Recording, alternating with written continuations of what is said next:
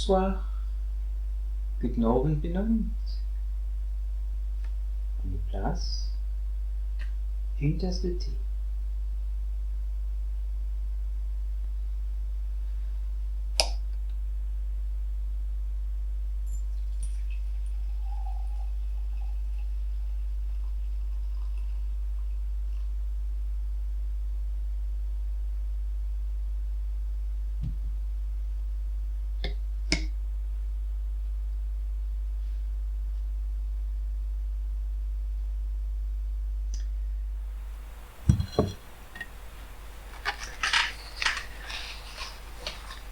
Notre invité du jour est un peu difficile à cerner.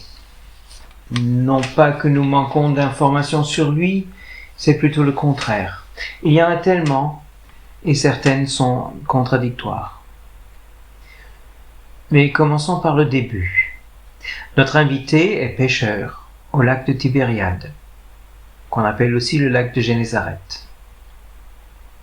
Il est propriétaire de son bateau, peut-être aussi copropriétaire avec son frère.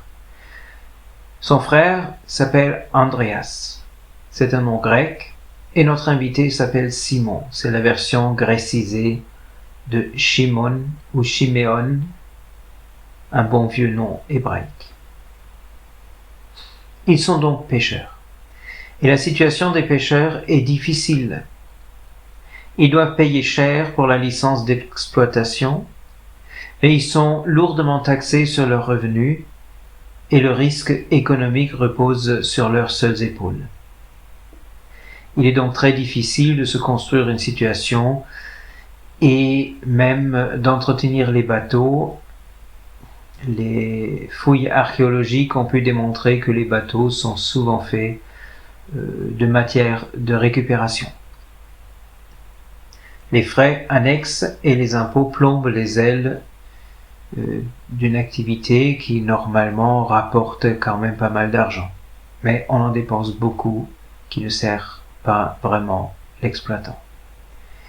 Nous savons que Simon est marié et qu'il a une belle-mère qui vit avec lui dans la maison. Son père s'appelle peut-être Yohanan, peut-être aussi Yona. Jésus l'appelle une fois Simon bar Yona. C'est en araméen Simon, fils de Yona, mais bar Yona, c'est aussi une expression qui se traduit à peu près par tête brûlée. Un peu plus affectueusement que l'expression française, certes. Et disons que le caractère de notre invité peut correspondre à ce surnom. Mais il y a un autre surnom qui est bien plus connu, que nous connaissons surtout en version grecque, Pétros. Pétros se traduit par caillou, contrairement à Pétra qui est le rocher. Dans l'Évangile, nous lisons un jeu de mots dans la bouche de Jésus entre Pétros et Pétra. Tu es Pétros et sur cette Pétra je bâtirai mon église. En araméen, les deux sont égaux, c'est Képh. Et le surnom de notre invité est Képha. C'est sous ce nom que notre invité est connu des premiers chrétiens. Paul ne le connaît que sous le nom de Képhas. Il ne parle que de Képhas, jamais de Pétros. Alors, pourquoi une fois Képha, une fois Képhas? Eh bien, Képhas, c'est la version grécisée, tout comme Simon et Shiméon. Et ça existe encore de nos jours. Vous connaissez l'acteur Christophe Lambert qui, pour les anglophones, a gagné un R à la fin de son nom et donc en Amérique s'appelle Christopher. Les disciples utilisent couramment ce surnom. Ils appellent leur camarade Képhas, ou Képha plutôt, en araméen, mais Jésus l'appelle habituellement Simon.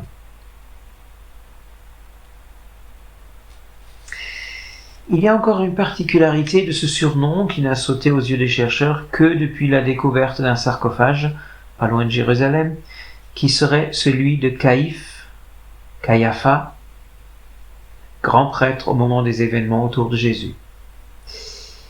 En effet, en hébreu, il n'y a qu'une toute petite différence entre Képha et Caïpha, ou Caïapha. Et on peut soupçonner qu'en donnant ce surnom à Simon, Jésus conteste l'autorité du grand prêtre actuel, et qu'il indique Simon comme le vrai grand prêtre. Alors il est vrai que Simon est toujours mentionné comme le chef ou le premier du groupe des disciples, mais rien dans les évangiles ne laisse supposer une fonction sacerdotale. Ce n'est pas dans le message de Jésus de rétablir la prêtrise au temple. Ça, c'est une idée plutôt essénienne. Jésus est beaucoup plus proche des pharisiens qui veulent que toute la vie soit un culte. Ça, c'est Paul qui le dit. Que dans toute la vie quotidienne, nous nous comportions et nous nous sachions devant les yeux bienveillants de Dieu. Et qui veut parler de l'amour de Dieu et non pas de nos obligations en termes de sacrifices et autres accomplissements liturgiques. Nous disions tête brûlée. Luc nous raconte comment Jésus, après avoir emprunté le bateau de Simon pour en faire une chaire de prédication, envoie Simon faire une partie de pêche en plein jour. C'est à l'encontre de l'art du métier. Mais Simon n'hésite pas. Si tu le dis, je vais le faire. Ça paraît idiot, mais puisque c'est toi qui le dis, je le fais.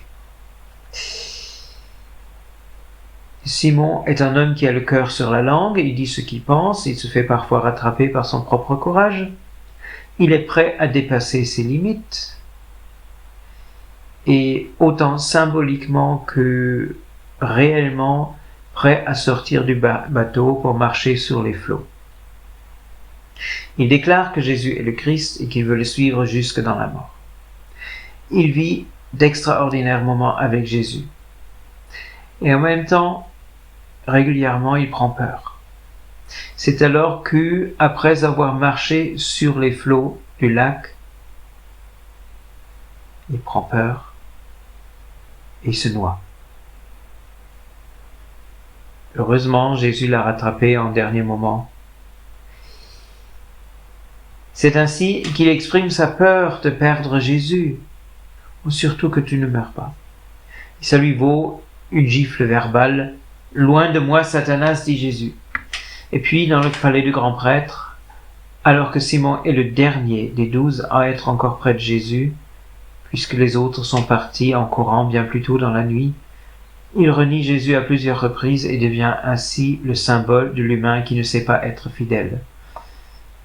Ce qui est un peu injuste puisque les autres, comme dit, sont partis bien avant. Mais c'est lui qui avait fait de grandes promesses.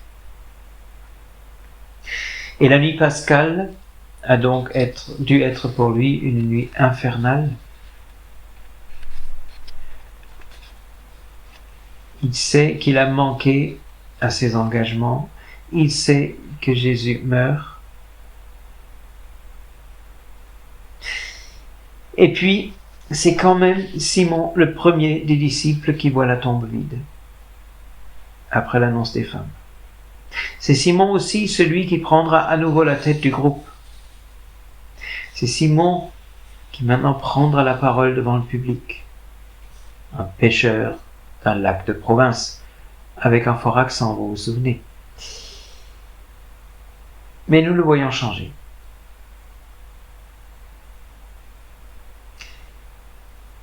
Quelques semaines plus tard, le même grand prêtre qu'il avait fui encore dans la nuit de l'arrestation, ce même grand prêtre veut intimider Simon pour lui interdire même de prononcer le nom de Jésus. Et Simon reste ferme et répond « Il faut obéir plus à Dieu qu'aux hommes. » Il n'a plus peur.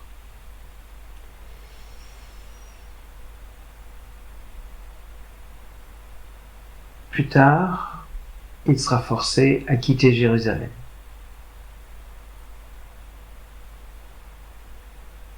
il y a des persécutions qui visent bien sûr la tête de la jeune communauté chrétienne, et pour ne pas perturber cette communauté, il est préférable de ne pas sacrifier son guide. Nous trouverons Simon à Antioche. Antioche sur le bord de l'Oronte, aujourd'hui en Turquie. Puis nous perdons sa trace. Les traditions de l'Église naissante nous disent bien des choses sur l'avenir de Simon, avenir vu de la perspective biblique, sur les dernières années qu'il a vécues, mais elles ne sont pas concluantes, elles sont même contradictoires. Il n'est même pas sûr qu'il soit arrivé à Rome. Nous savons en tout cas qu'au moment que Paul écrit sa lettre à la communauté de Rome, Pierre n'y est pas et n'a pas encore été à Rome, parce qu'on ne les connaît pas.